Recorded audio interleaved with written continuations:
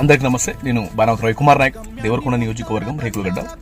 మిత్రులారా, నిన్న వరంగల్ వేదికగా కేసీఆర్ గారు బీఆర్ఎస్ పార్టీ ఆవిర్భవించి 25 సంవత్సరాలు పూర్తి చేసుకున్న వేళ రజతోత్సవ సభ అని చెప్పి నిర్వహించడం జరిగింది. ఆ సభను ఉద్దేశించి కొంతమంది కాంగ్రెస్ పార్టీ సోషల్ మీడియా వాళ్ళు ఎలా దాన్ని ప్రజల్ని మ్యానిపులేట్ చేస్తున్నారు అంటే, ఎలా వాళ్ళ కార్యకర్తల్ని వాళ్ళు మ్యానిపులేట్ చేసుకుంటున్నారు అంటే, గతంలో ఎప్పుడెప్పుడో జరిగిన వీడియోస్ అయితే ఉంటాయి కదా, కొంతమంది మద్యం సేవించి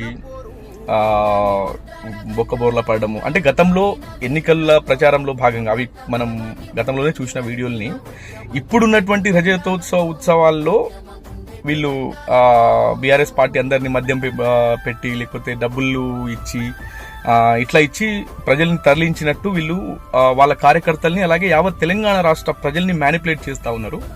నేను ఏమంటున్నా అంటే, మీరు ఎన్ని మ్యానిపులేట్ చేసినా, ఎంతమందిని ప్రలోభావాలకు గురి చేసినా, ఎవరు ఎన్ని సోషల్ మీడియా ఛానల్స్ వచ్చి నిన్న జరిగినటువంటి రజతోత్సవ సభ అయితే ఉందో దానిపైన మీరు అసత్య ప్రచారాలు చేసినా కానీ తెలంగాణ రాష్ట్ర ప్రజలు ఆల్రెడీ డిసైడ్ అయిపోయారు.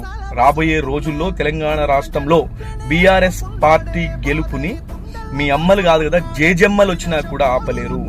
దయచేసి ఇలాంటి చిల్లర రాజకీయాలు మర్చిపోండి బిడ్డ. నేను మిమ్మల్ని సూటిగా హెచ్చరిస్తా ఉన్నా.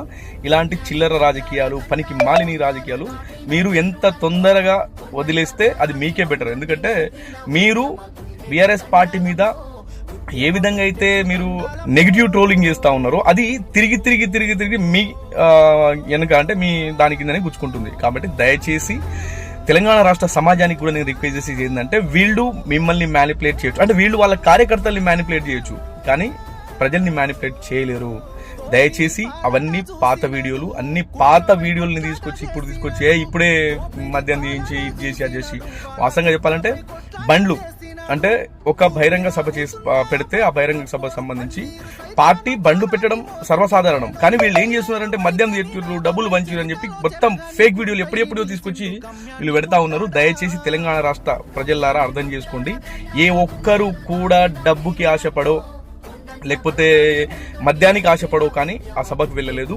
ప్రతి ఒక్కరూ కేసీఆర్ గారి నాయకత్వం పైన నమ్మకంతో, కేసీఆర్ గారి పైన అభిమానంతో, అలాగే బీఆర్ఎస్ పార్టీ పైన ఉన్న అభిమానంతో అందరూ వెళ్ళడం జరిగింది. దయచేసి దీన్ని మిస్యూజ్ చేస్తా ఉన్నారు.